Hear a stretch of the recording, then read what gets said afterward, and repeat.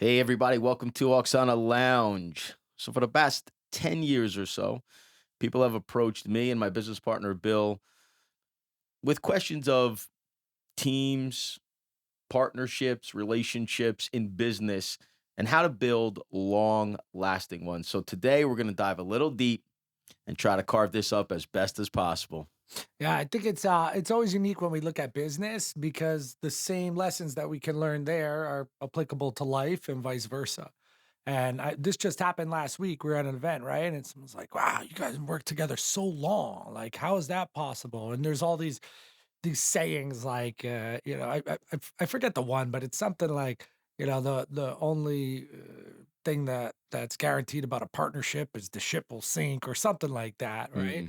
Mm, And we've kind of always chuckled through that along the way, and we've been very purposeful about certain things along the way to prevent that from happening. But I think taking some time and maybe working through some of the things that have allowed us to create a partnership and passing that along to the audience can help them, whether they're in business, whether they're in, again, just a friendship, even can be really impactful in improving that and making sure that continues to grow.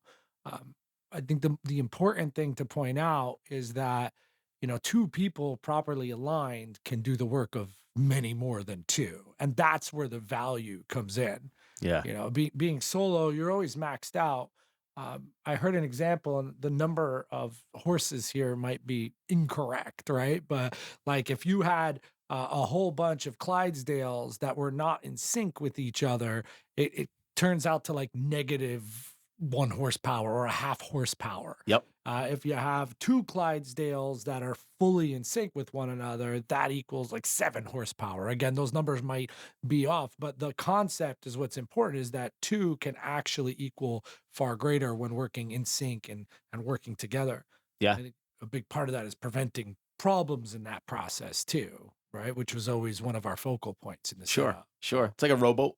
right. Right? Rowers all being in sync Mhm. with one another, and I think that's the key is, are you in sync with one another? Right. If you guys are going if you're in opposite directions, whether you're ideologically opposed to one another, which I think is key, it's very difficult if two people have very different views, whether it's political or religious or anything along those lines. That's hard to run in sync with one another. Not saying it's impossible, right? So I don't want to build a false statement there. I'm just saying it's difficult if you are so opposite of one another in your thought process. So I think Right. that's important. I also think I think there's a great biblical verse about a rope. It's right a three. I think it's what it is. It's like a three-strand cord is not easily broken. Mm. And so when I think about something like that, I mean, biblically that has so many lessons inside of it.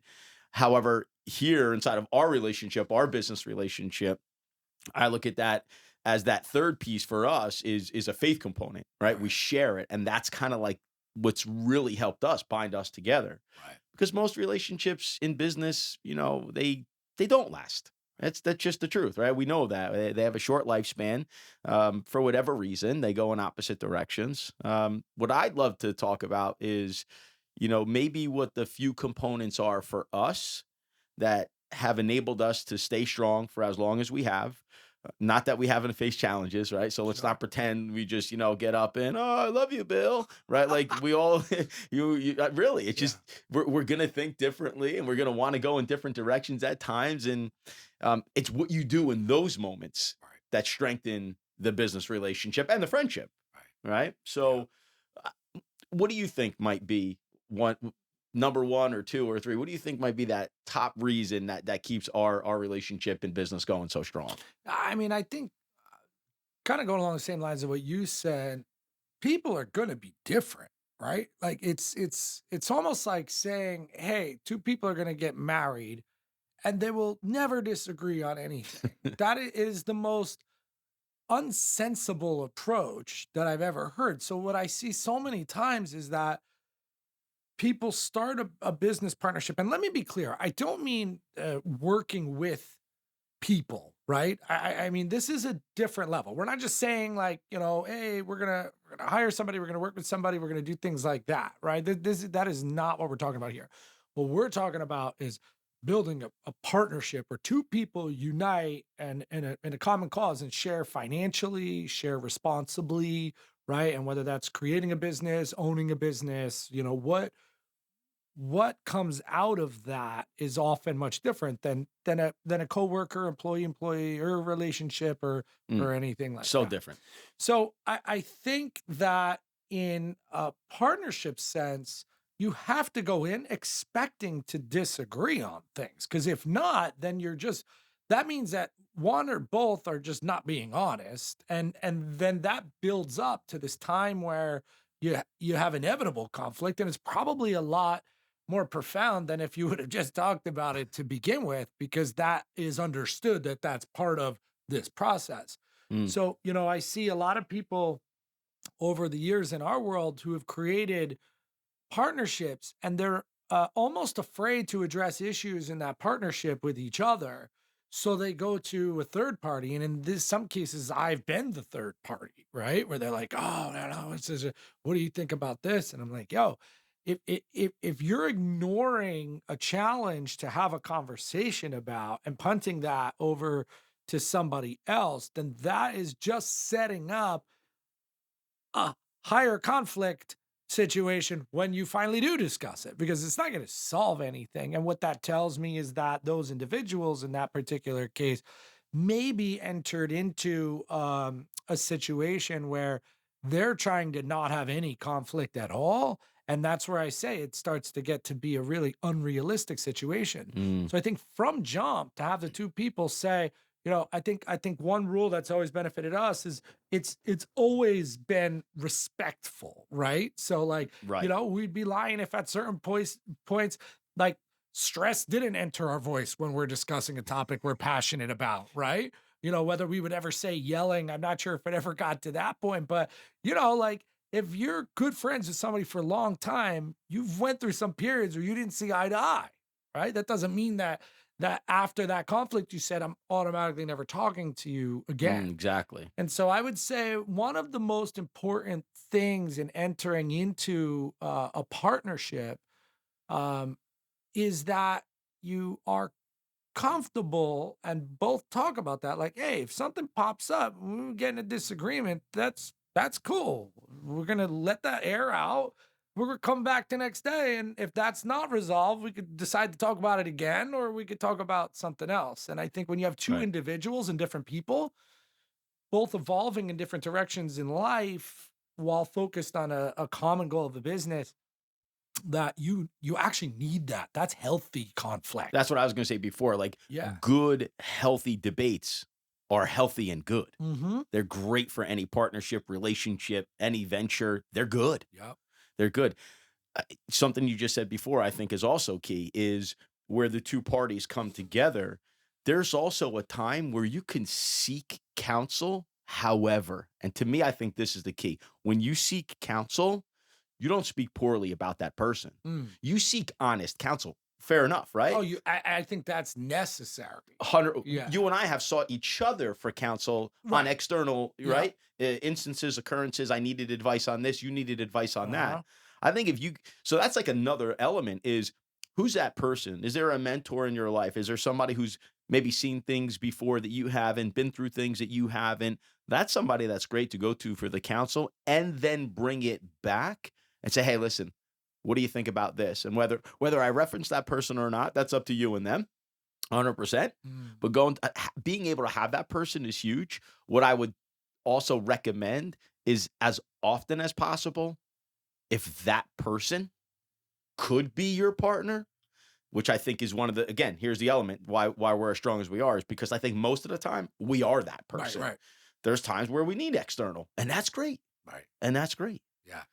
Yeah, yeah. You can't be afraid to go to the outside. It's when it's a an internal conflict that one or both are not willing to have a conversation about. I think that it's just delaying the inevitable. Yes. And so and often I mean, look, I imagine I try to be this person when people come to me with stuff like that.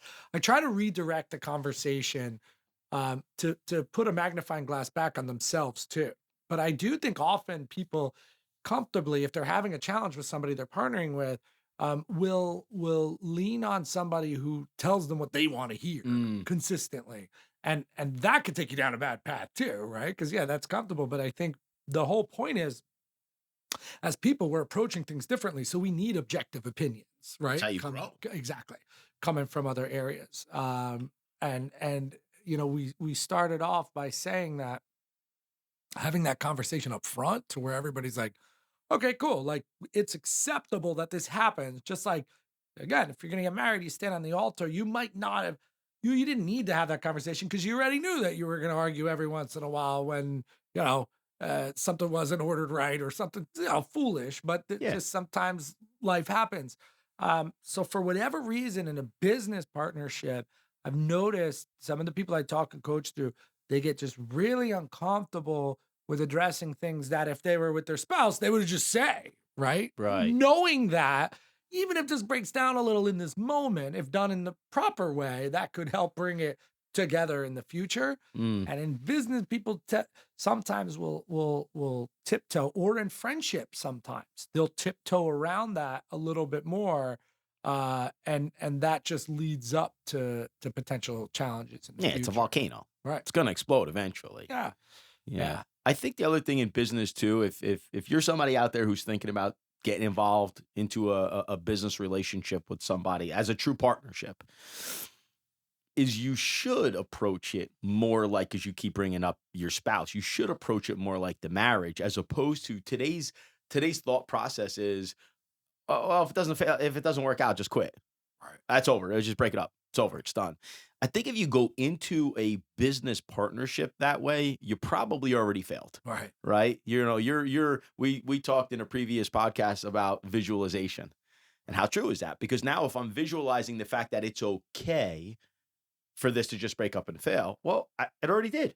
I already did it. So I really want to encourage people to think long term, think positive success the entire way through with good conflict. That's okay. Right. Don't go into something thinking, if this doesn't work out, that's okay. Right. And both of those concepts are predicated on something really important, which I probably should have started with. And that's to have some real conversations before you start. You said that today. You even said Yeah. that. It's how many times do we talk in our business about the foundational questions, Hmm. right? It's the same exact thing. Yeah. The main concepts there, the more you sit down and iron all this stuff out, and again, I keep going to marriage, right? Like there are certain places where they make you have these conversations first, because if you have the conversation first, it starts to it starts to make the path of resolution down the road a lot more clear than waiting till you're in that moment Hmm. to try to figure it out and Right. address it. So I know when we decided to bring our businesses together, um, we spent a lot of time talking about uh finance financials, investments, which we could talk about a little bit and stuff here too, because it's important to note that you and I have a very different approach to money, very opposite Oh, approach. absolutely. I've learned so much from you. It's ridiculous, which is Right. crazy because I'm Wow. older than you, but I've learned a boatload. And yet we could still think Well, differently, yeah, right? I was gonna say, and vice versa. I mean, I've learned how to be much more cautious in certain areas with spending because of Unless some it's a of the steak, then it's yeah, yeah, different. yeah, at times. Uh, but like we've had to talk through that a ton, and there will still be times where this pops up, and one feels it's a yes, one feels it's a no, and we just beat it up until we figure it out. And sometimes it's both of them like, okay, not now, then we're just not gonna do it, and then we move on. Right. Um, but a couple of staple agreements that we did early on, I think consistently come in to keep things from becoming imbalanced, right? In one way or another. Like the one thing you said, very early was related to, investment opportunities, like, real estate related stuff Right. and businesses. And that's where you said, look, if this is gonna last, we have to, at the very least, if some other opportunity comes up, we have to open that door for the other person to be part of it. If we're partners,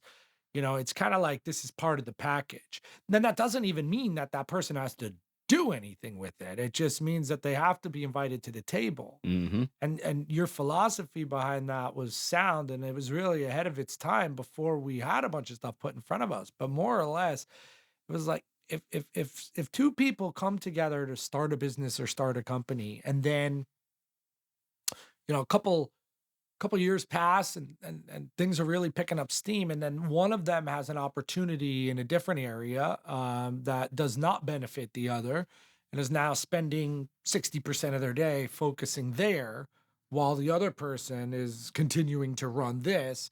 That can very quickly become an imbalance, and by the way, rightfully so. Right. Yeah. Exactly. Um, and so that comes into play a lot. And there's been times where you're like, hey, one specifically, right, to purchase a lot, which hindsight was a great move. It was pre-COVID. And I was just like, you know what, man, I got no interest in it, right? The stake wasn't big enough, at least for me in that moment. And there was gonna be a lot of time. So that doesn't mean that we have to do what the other person's doing, but it's just a respectful agreement that, hey, if this person's pitching something to me, that I'm gonna make sure that you're at least included in that conversation at the table.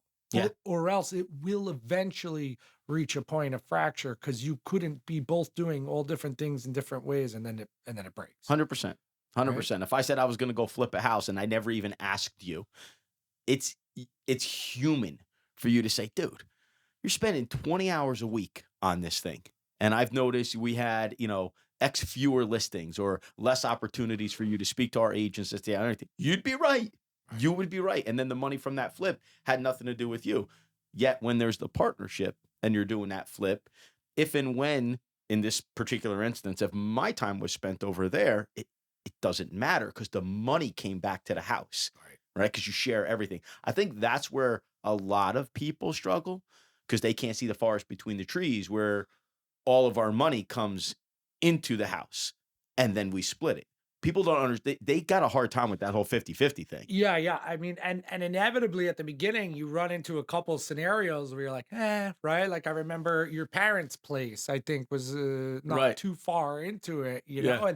and I think where a lot of people run into roadblocks in this is they start out by trying to think of all the ways and places and times where they wouldn't have to share, right? So they say, okay, well, if it's a past customer or if it's my cousin, obviously if it's a direct family member, then that's all mine. And when you start there, you're just constantly opening that door. it's That's it's it. actually much easier to say, okay, we're just going to share in everything, That's it. right? And there will be times of imbalance, Yeah. you know Both directions. right. That's the key. How many times when we first got rolling in business and we had our boards, right? Our under contract boards, there would be a moment where I'd have 3 under contract and you'd have freaking 12 or 15 on. Damn, what would that do? Right. That would say to me, dude, you got to pick it up. You can't let him carry this load. And then sometimes we would be even and other times it would be inverted.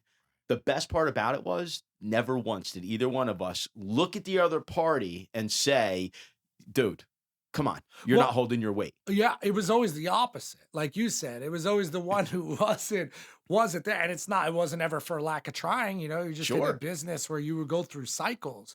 And that's also one of the incredible benefits of having a partner is especially in a business that runs in cycles and you can get tired and Mm, things shift from, a prospecting place, and they really shouldn't, the more systems and stuff that you have in.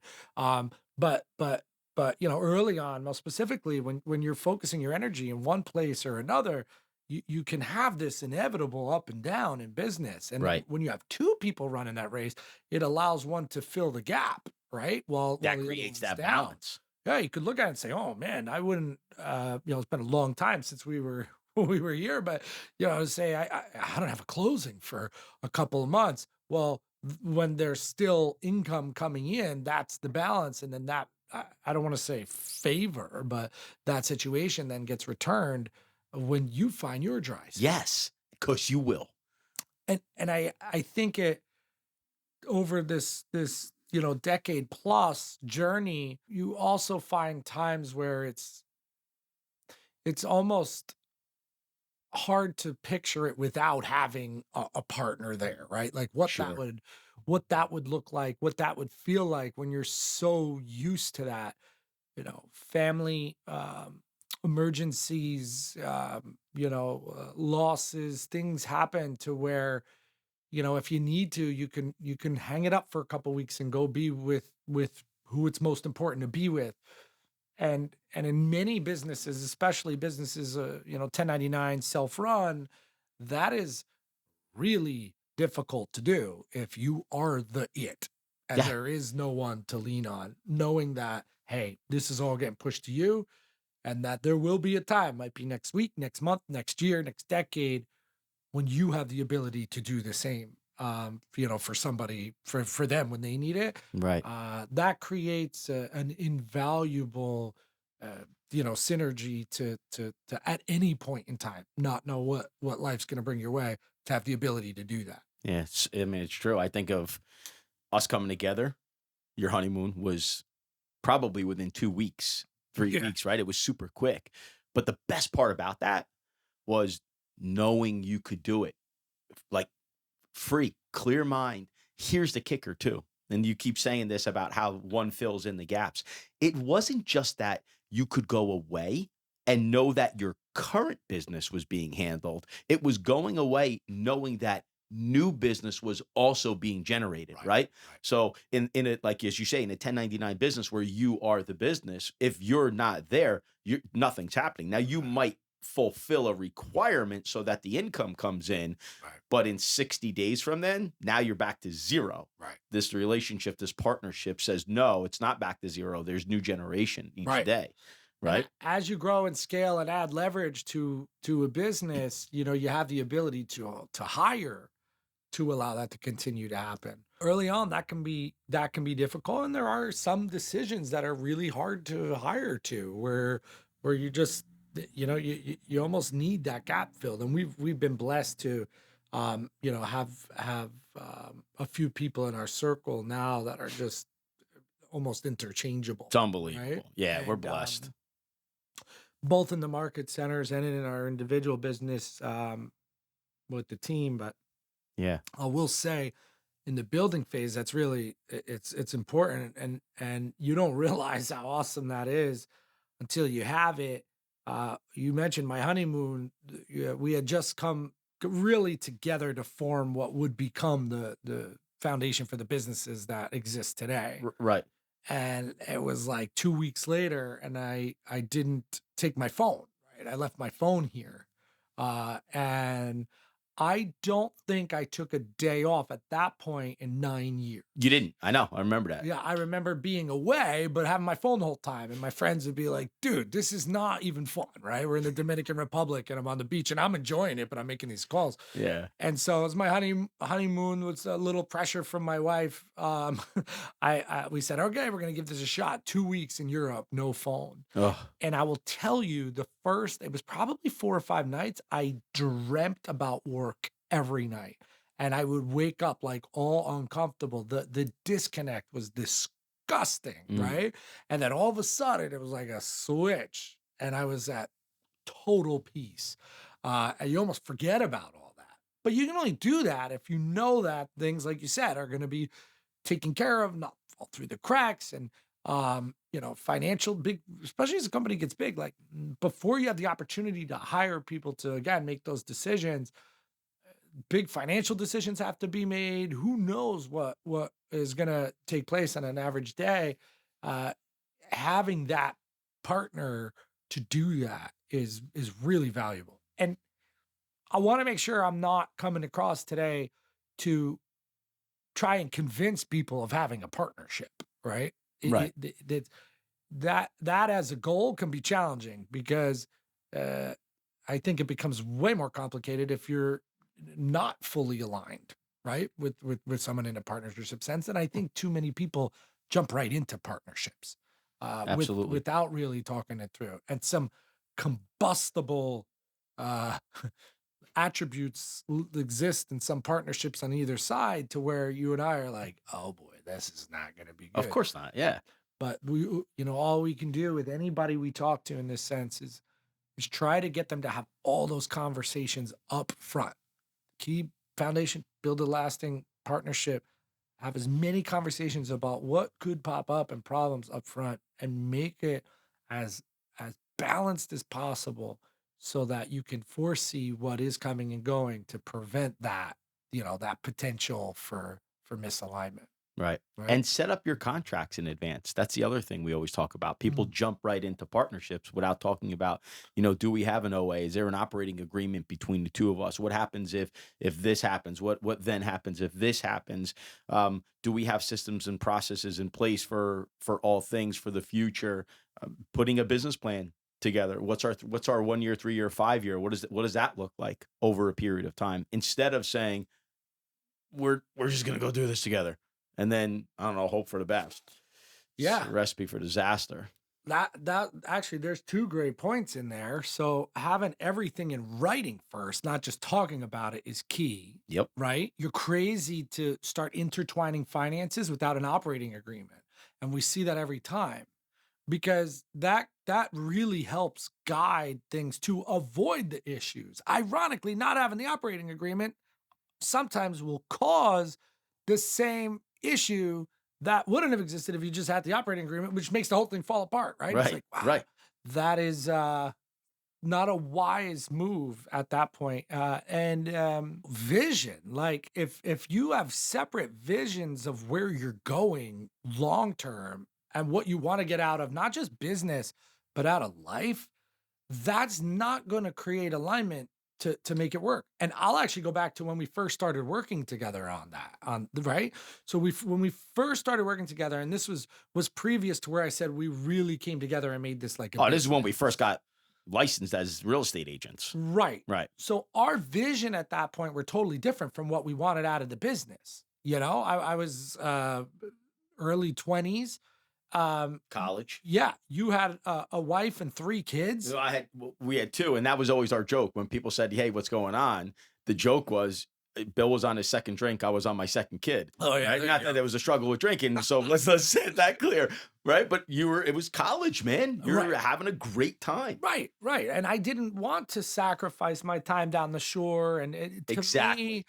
to me, to put in a work week that was necessary in that market to and I guess by age standards, most would have considered my style of business at the time pretty successful too. Mhm. But I did not need to make the ultimate sacrifice in a time back then where there really weren't a ton of systems and models attached to scaling, at least not readily available. Um, that I wasn't willing to sacrifice the things that I wanted for what you needed for your Perfect. family, right? And Perfect. and so those conversations are like, okay, that doesn't if you don't have this aligned vision, if tomorrow I wake up and I'm like, you know what? We built something really cool and I just want to cruise, right? I want to retire. And you say in your mind, like, man, my vision in the next 15 years is to continue to build, change lives, right? Influence agents, create this environment that radically changes the way the industry works. Uh, that's then no longer gonna last long, That's right. right? Because we no longer have aligned vision. So you need these check-ins, and whether they're purposeful, and they really should be, but whether they're purposeful or not, having consistent communication, just like Friday sit downs with a marriage and making sure that you guys are growing together in there is Mhm. just as applicable in a business partnership. Because, I think pretty quickly things could change course for one person, and then next thing you know, you're pointing in two different directions, and that could be a challenge. Well, it goes back to your initial analogy with the horses, and if they were different directions, or the rowers and not hitting the water with the paddles at the same time. It's never going to be smooth. Right. So you talk about your spouse, and I know not all people can do this. This is another one of the things where, look, man, I don't know if we're considered lucky, fortunate. I really don't know. Um, but I would say it's not hurt, but helped our relationship in business as true business partners, is that our wives really, really like each other, Right. right? Like, and it is. Like, to me, that's awesome for us to be able to go to dinner, potentially get away for a weekend or a few days and enjoy one another's company Right. is amazing. And knowing our families and the kids and that interaction, which again for me is huge. Why? Well, because most of the time you're at work. You are truly, truly at work. And what ends up happening is when you come home, granted, we have our time with our spouses and our children, and we talk about their lives and what's going on. Inevitably, we talk about work.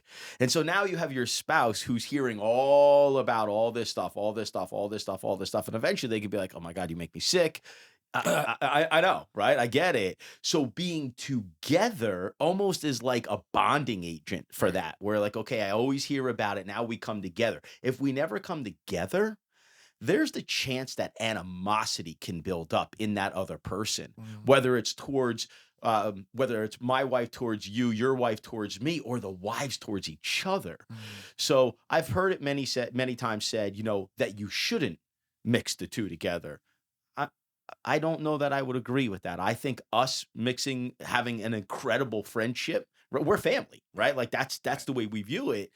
Um, I think that's been a big part of our success. Yeah.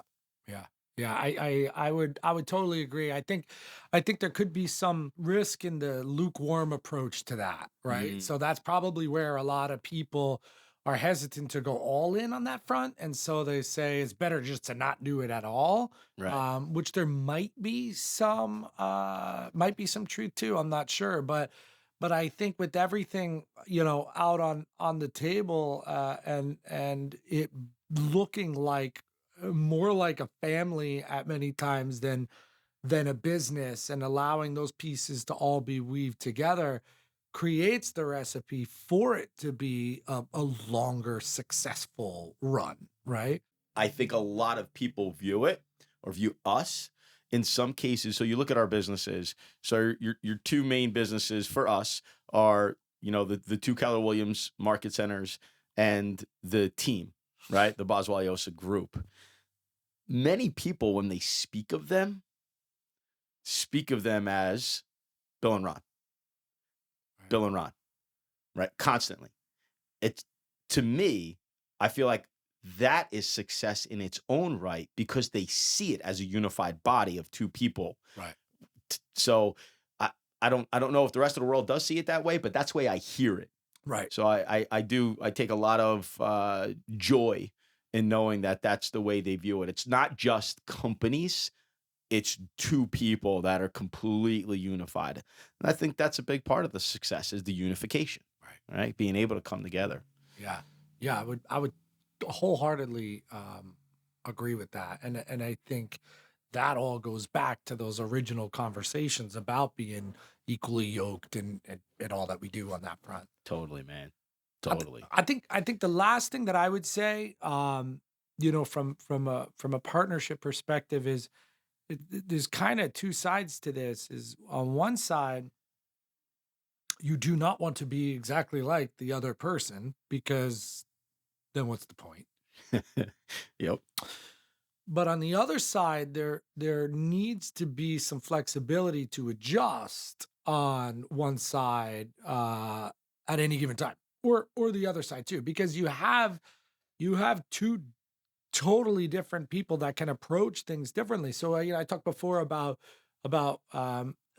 money, for example. You tend to lean toward a frugal approach, right? To Yep. just in nature and life, um, and that's a respectable position. I tend to operate a little looser with money in certain categories. I've changed. I mean, historically, it was way different, but I've changed to be much more wise in where I spend and where I don't. And now, in some cases, I can be even more frugal, right? Yes. Yeah. Which is interesting. But um, those two, at many points, were necessary in the result of not making certain decisions, right? And just saying, okay, we're gonna talk this through, that bouncing back and forth. But for the both of us, and we've learned this part of each other, that there's like a couple different levels to things. And there's one level where it's like, okay, here's my opinion. If you want to do the other, it's all good, right? Right. Just take it, not a big deal. Yeah. And then there's some where it's like, okay, I'd really like to talk about this and figure it out before we make the decision.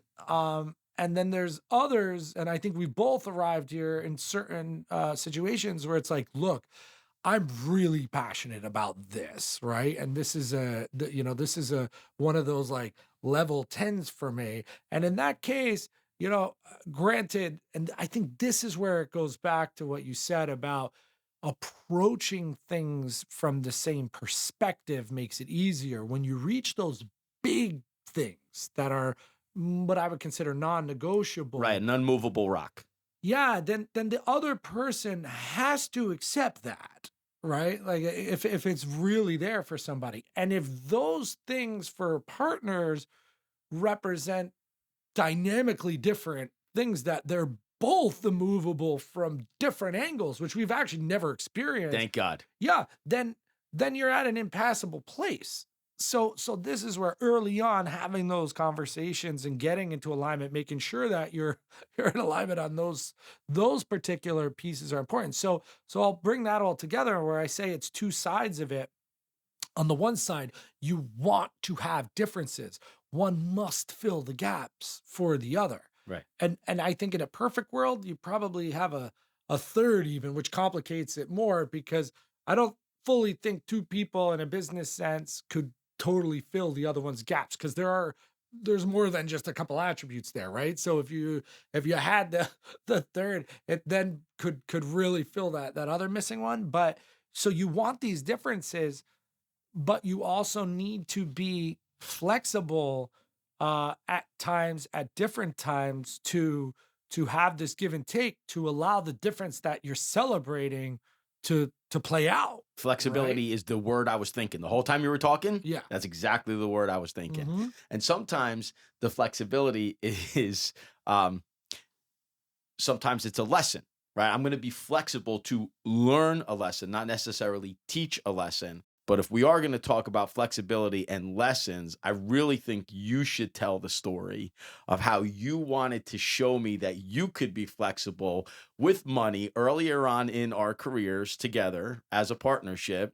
And you said, look, I could be frugal. Why don't you tell them about where we stayed in Miami? Oh yeah, yeah. So I figured early on in our business relationship, uh, Ron was so particular about spending, and my style was completely opposite.